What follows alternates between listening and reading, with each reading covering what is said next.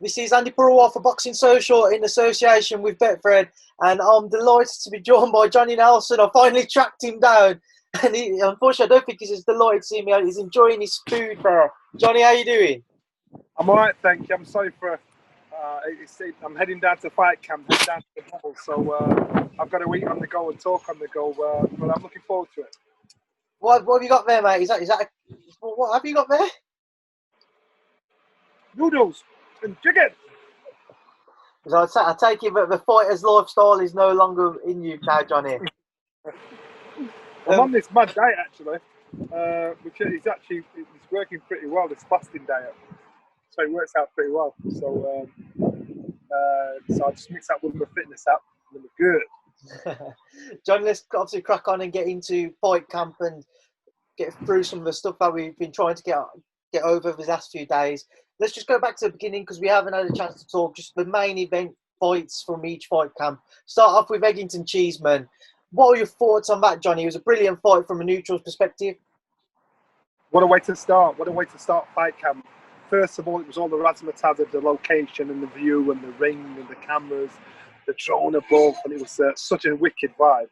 And then the fight itself, I thought to myself, one, it made if you're a fan, you are going to appreciate the sweetness of our sport because you're not swayed or influenced by the crowd, and really the commentators. They've only got to comment on what they see and nothing else. They can't be swayed by the crowd either. And it was an exciting fight. And these guys, it was to me, it was outstanding. It was outstanding for excitement. So I can imagine if a crowd were there, they would have been going absolutely crazy because it was blow for blow. Is it a fight you expect that we will see a rematch in, or do you feel that obviously Ted being victorious now, he may just look towards a bigger or better opportunity? If I'm honest, I think after the fight, I looked at both fighters and I thought they are damaging fights for both fighters because they got hit hard, they got hit solid, and regardless of Cheeseman winning or not, I would be concerned and I'd keep an eye on him because I think we're both getting hit far too often, far too hard. Cheeseman's still under 25 years old, and so I would just slowly but surely make sure I'm watching how both wrestlers going through and just keeping an eye on them because I think it was a testing, brutal, damaging fight. Moving on from that one and on to Tasha Jonas and Terry Harper. Again, a brilliant fight, a brilliant advertisement for women's boxing. A very close fight. How did you see it though, Johnny? I had Natasha on that one. I'd actually tipped Natasha before that fight as well. Natasha made a mistake and that's why she got the one blot on her record. Terry Harper's coming through, no amateur experience, but still came through and done amazing as a professional. People seem to have forgotten and wrote Natasha off. They wrote off her pedigree as an amateur, wrote off what she'd done as a professional in so few fights, in 6 fights she'd had. And Natasha showed a side to her that people just forgot about. And Terry Harper found that out in the ring. She had to dig deep. And Terry Harper's proved that she's nowhere near the finished article. She's a talented young girl, and she's what she was found wanting, and she got talked into Natasha's kind of fight. I think Natasha deserved the win. Now it's a case of where do they go? Will they do a rematch? I don't think so. Will it open other avenues for Natasha? You never know. Katie Taylor might want to quote soft touch as a defense if she wins, but I think she's opened a few doors. Because she put more performance that I think she should be classed as world champion there. I was going to say now, I saw an interview Eddie did yesterday or a couple of days ago where he mentioned for Terry they're looking at the Michaela Myers and what have you.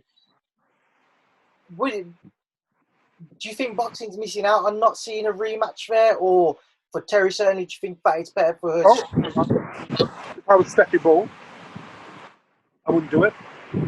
If I was Joe Gallagher, I wouldn't do it. If I was Joe Gallagher, I wouldn't do it because Terry Harper now knows what to expect. So for Terry Harper to win the next fight, she has to box, use the youth, use the speed, use the height, use the length, keep it long, don't get involved. She got talked into a fight.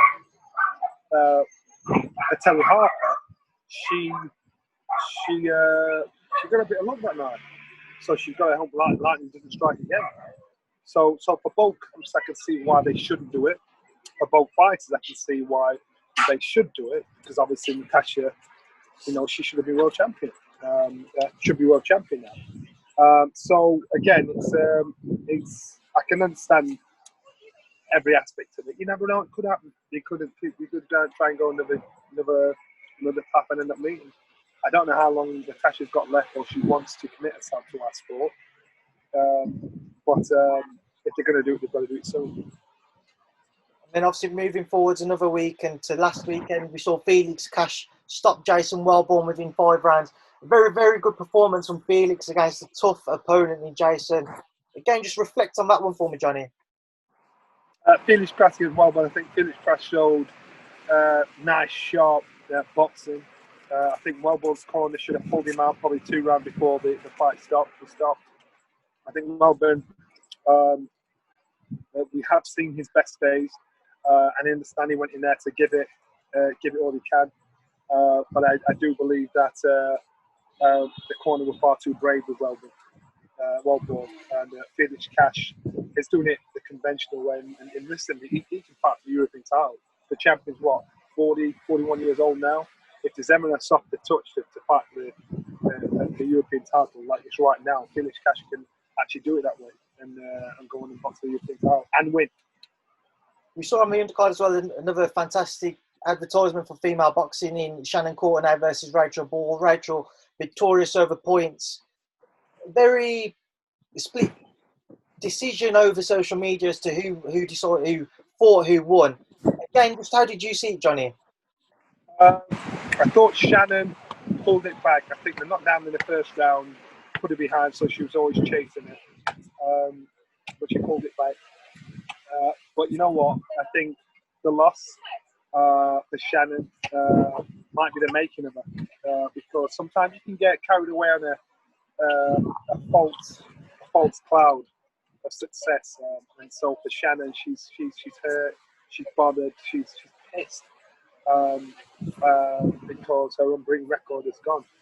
I actually think good, because it now makes you want it for victory, because you're truly going to really want it. You're not going to be a celebrity, you love the fame more than the game. You're going to think, right, I've got to right this one. I'm going to prove how good I am. I spoke to Shannon a couple of days afterwards, and I said, look, get your head out your arse, get over it. You've not spoken to anybody doing anything. I said, get over it. Being the best thing that happened. I think you won, but it doesn't matter. I think now you improve and look at yourself and think, how would I beat me the next time? How would I beat me? And it's about improving, not just physically, ability-wise, mentally as well. So for her, that's what it was. Look, you've got to get over it. Moving on again and coming to this week, the pay-per-view event, start off from the top. Whyte Povetkin. Again, just looking over kind of social media, a lot of people seeming to not necessarily write off Povetkin, but saying he's past his best and it should be a comfortable kind of victory for Dillian. Do you see that yourself, or do you feel that it's still going to be a very, very tough one to work for him? I think Dillian's going to eat him alive. I really do. I think Povetkin, if it was 4 or 5 years ago, then I say, listen, this is a bit too early right now. I think he's got him at the right time.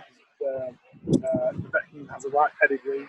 Povetkin's falling in the right direction for Dillian going up in the right direction for them find each other. I literally, when I looked at him away, and I thought he looked old. It looked like an old man trying to give that young man pretense to say, I'm in this mix here. Up close, it's going to suit Povetkin. He's got those short, tight hooks. Dillian's got a good jab. He can dare it up from a jab to the body, to the head. He's comfortable in close contact, and so is Povetkin. But I think they're just at that stage of their career where it suits Dillian more than it does Povetkin. WBC have announced that the victor of tomorrow night will go on to face the Wilder Fury 3 winner. Do you think there's any risk at all, though, that Dillian will look towards that? Say that again. Do you think there's any risk at all that Dillian will look towards the Wilder Fury No, fight? no. Listen, Dillian's got to be one of the most hardened two professional fighters in the top 5 in the world right now. And so I don't think he takes anything for granted. And it's proved that he's a proper fighting man. He'll fight anybody and anybody. He's had fights that really shouldn't take, that his risk rewards isn't way up. So this is another one of those risk rewards isn't way up. I think he'll end up fighting for the vacant title. If he wins, but I really don't think he looks past this fight. The reason because of the promises that have been made in the past. He'll not get carried away until he's in the ring and the front's in the upper corner, because talk in boxing, unfortunately, you sign a contract and the negotiations start after the contract's been signed. So I think Dylan's learned a hard lesson for the hard way. You just obviously said that you believe that Dillian will go on to fight for the vacant title. So I take it you do believe that Tyson will vacate and AJ will probably just face Tyson without the WEC title on the line. Of course, yeah, it's risk reward. And I'm not saying Tyson Fury's scared of Dillian. What I'm saying is it's risk reward. He's thinking, well, from a business point of view, this one makes more sense. If he isn't, I don't know. I can't vote. I can't, but I don't think Tyson Fury's a scared of cat kind of guy. But I do see him making a smarter move and going down a different path. Moving on from that fight and on to another fight on the card, Taylor Pursuit 2. In New York, he delivered a fantastic fight once again. But whenever you see a rematch which has had a previous bout which was as good as what Taylor Pursuit 1 was, do you think there's a risk element that it won't live up to the hype, it won't deliver the same? It will without a doubt, because now Pursuit's getting in the ring knowing she can win. Before she thought she could win, now she knows she can win. Kate Taylor getting in the ring thinking, I've got to prove a point here because it's too close to comfort. Now, I looked at the fight again, I thought, what can she improve on? What more can she do? I mean, I don't think there's much more she could improve. I think she leaves a lot of it in the gym. She's been in training camp for the past 3 months. Again, she lives in training camp. And I know you can rest up, but you've got to rest mentally as well as physically as well. Sometimes you're better off under-training than over-training. I think that was the issue in the first fight. I think that will be the issue in this fight here. I think as soon as a bogey one. Another fight on the cards, an interesting matchup, Cullen Kelly. Both of them kind of, it's a crossroads fight, despite them both being kind of relatively early on in their careers. No, Jack's fought a numerous amount of times, but still both very young. What do you make of that fight? Say that again, I can hear you. Cullen and Chelly, what do you make of that fight? I think it's a good fight. It's a good fight. And listen, I don't know who's in the winning corner, but keep an eye on Chelly, because Chelly's the one that might actually do what's expected of him. Not what's unexpected of him. And I think he has a pedigree. He has the everything about him to pull a win out, and it could be a good fight. Clay Congo, it's a fight that's been spoken about for a while. Clay Congo was announced before lockdown and was meant to take place, and then he's been postponed. But it's always kind of had an amount of interest around it. It's always generated interest. Yeah, well, the press conference yesterday was quite interesting as well. Yesterday before, so that was that. I think this is going to be a cracking build. I really do, because on paper, I think Dylan's made a risky call for this one, and so we'll see how it turns out. But I think it just adds to a really good, exciting build. Johnny, just a couple more quick ones from me before I let you go. Obviously, we saw a couple of weeks ago Frank-Warren reaching out to Eddie Hearn and Matchroom and Sky, trying to get some cross-stable fights going. I can see he's smiling there. What did you make of Frank's offer? Was you surprised to see it? No. Frank-Warren used to be my promoter back in the day. And remember, he was Eddie years ago. Now, Eddie is probably the best promoter out there around the world, because he has that ability to be able to familiarise himself with the fighters where he's like one of the lads. But Frank-Warren is probably the shrewdest. You've got to go to experience as good and bad to get wisdom. And he has a wisdom of being a promoter to make things fall in his favour. So with throwing this out to Eddie, Eddie's publicly got to deal with it.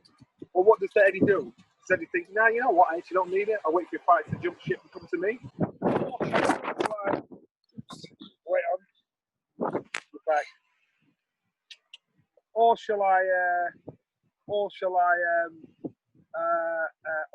just make sure my fights be your fights? You don't know, because they're all interesting fights that Frank is opting to put on fights to fight each other. But they're both true businessmen. Frank's the wisest, but Eddie's got his dad behind him who's got a lot of wisdom as well. They never know, they might just starve him out. Say, no, you know what? We don't need to do that. You know, just do what you're doing, because your fight will eventually jump ship in it anyway. That's what they might be thinking, not saying they would do that. What do you think, though? Do you think we will see any kind of cross-stable fights? Eddie said back in 2021. No, I don't. I just don't. I don't. As a fight fan, I'd love to see it. Business-wise, I just can't see it.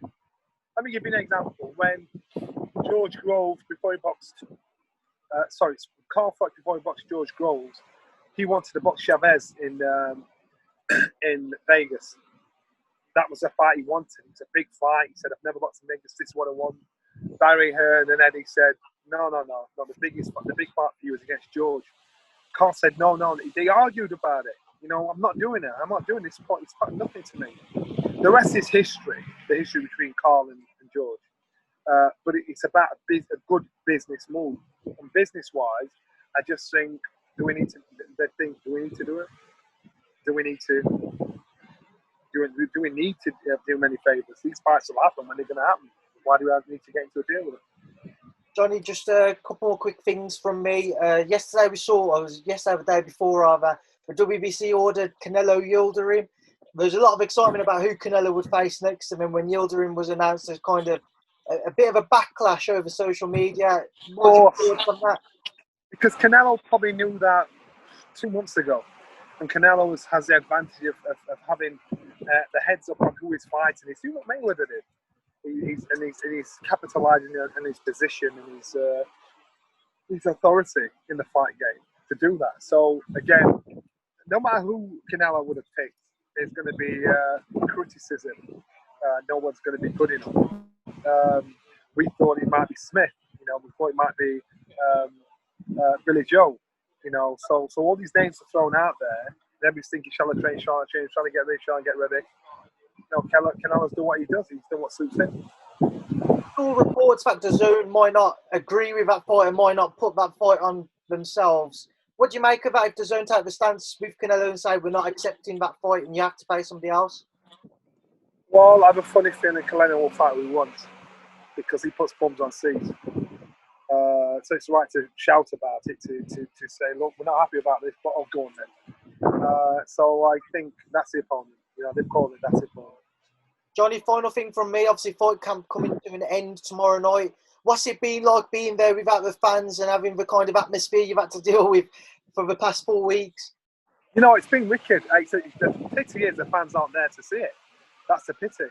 But you've seen a different side of the rawness of our sport where you just have to appreciate what you see in front of you and not be influenced what's happening around you. So to hear the thuds, to hear the punch, to hear them breathing, to hear the corners pleading with their fighters, it's just been a good vibe, and fighters have had to be professional in their approach, because if you're inspired by the crowd and there's no crowd there, that's when you found wanted. Johnny, I will leave you now to enjoy the rest of your food, and it seems like it's about to start raining. I appreciate your time, mate. Safe travels to London, and I'll speak to you soon. Thank you for speaking to Boxing Social. See you later. Johnny. Bye.